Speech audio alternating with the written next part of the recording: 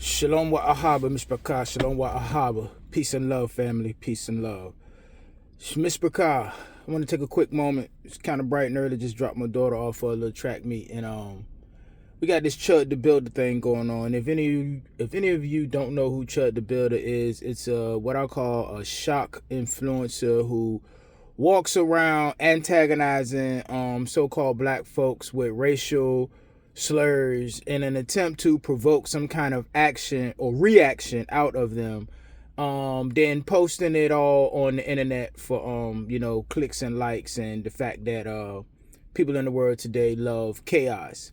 Well, anybody who was privy or who was knowledgeable of who this guy was and seen any of his content, which I was not until the other day, where he went viral for shooting someone in reaction to that person responding to things that he has been putting out there in the world, you know what I mean? And what you put out there, you get back, you know what I mean? The energy that you put out into the world is the energy that you get back.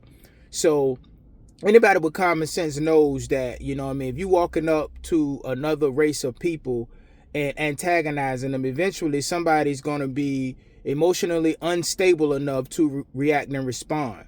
And there was a situation the other day where, you know, he had a altercation or whatever with a so-called black man. The black man hit him in the head, and ChudTheBuilder shot the man twice, including shooting himself, because he probably was scared to death when he drew his pistol, and probably did not draw it properly out of his holster, and probably drew it out of his holster with his hand on the trigger. That's why he probably mistakenly shot himself in the arm.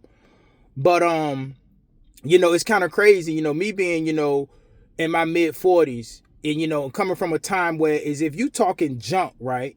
If you talking smack, I don't care if it's smack to another race, smack to anybody, and that person responds and knocks you across your head, you kind of supposed to take that butt whipping. You know what I mean? Either you supposed to fight back or you supposed to take that butt whipping. I come up from an era that when you pulled out a gun to a fist fight, you was considered a punk. You know what I'm saying? And, me being in the situation and condition that I'm in since I got in my bike accident, not really being able to use my right arm, I ain't got time to be fighting nobody. You know what I mean? So I am a humble man that walks around. I'm a 2A person, and I know to mind my own business, because if someone attacks me and threatens my life, pop go to weasel. You see what I'm saying? So I'm not going to be out here antagonizing people trying to provoke a response, And when you do that, when you respond to a gun, when you respond with a gun to somebody knocking you across your head, that was considered punk stuff. You know what I'm saying? And what my people, so-called black people, need to start doing is stop allowing words to trigger you into risking your freedom and your life. You know what I mean? I'm a little disappointed in the brother for even responding to ChudTheBuilder and then putting himself in a situation where now he has to recover from 2 gunshots. And any of us who has friends, family, or maybe even include you yourself, has survived gunshots, that's some terrible stuff, man. You know what I'm saying? So for you to get all out of your feelings or in your feelings and be a slave to your emotions because some guy named ChudTheBuilder, who's really Chud the butt plug, because in my learning of who he was, I also came across a tranny saying that, Chud in his earlier days before he went pro-radical racist, he used to like so-called black women to put on strap-ons and massage his prostate. You see what I'm saying? That was her exact words, not mine. You know what I mean? But straight men don't talk like that. That was what she said. You know what I mean? That Chud used to like to get plugged. So for you and your new remake of yourself to go out here and get internet fame, and you can go out here and antagonize black folks. Any white person from where I'm from, I come from a city that's about 50-50 or 60-40 black and white. You know what I mean? And we get along fairly well in this city. I've been here since I was 11 years old. There's a lot of interracial couples. There's a lot of shit that just, you know what I mean?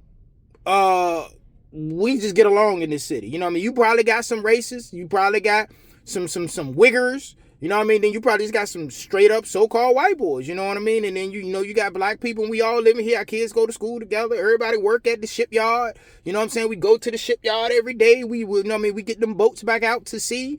You know what I mean? Back to the Navy, and we do what we do. You know what I'm saying? Hard-working men. America built by men that get up early. You know what I mean? So, you know what I mean? We all got to learn from Chud the Butt Plug, you know what I mean? And Chud the Builder. White folks need to learn not to be going out there, even if you feel like that. It's not smart. Don't be risking your freedom and your life going out there to get clicks and likes, antagonizing black folks with racial slurs. And so-called black folks need to stop letting people who do have those kind of racial issues get in your skin and making you respond and react in ways that's risking your life and your freedom. You know what I'm saying? And what I hope does not happen, because, you know, these people are agents of chaos. You know what I mean? I feel like people like Chud the Butt Plug and Charleston White and all these kind of people that they put in front of us, I feel like they are agents of chaos. Nick Fuentes and everybody who's stirring up something.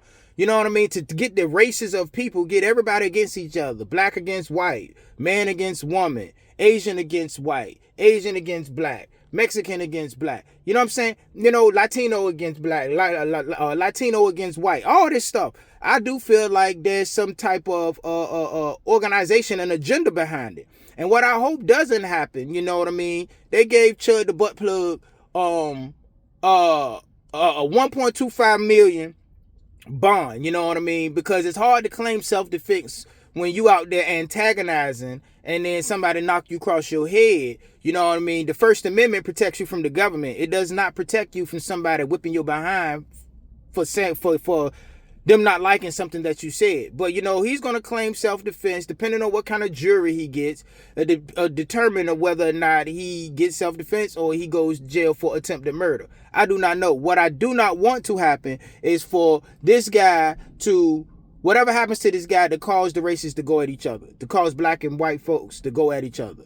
What I would hate to see happen is for those who want us in a race war to allow this man to just go, you know, scot-free or whatever, and then trigger black folks into some kind of rioting and all that. So black folks need, regardless of the situation, do not hit the streets.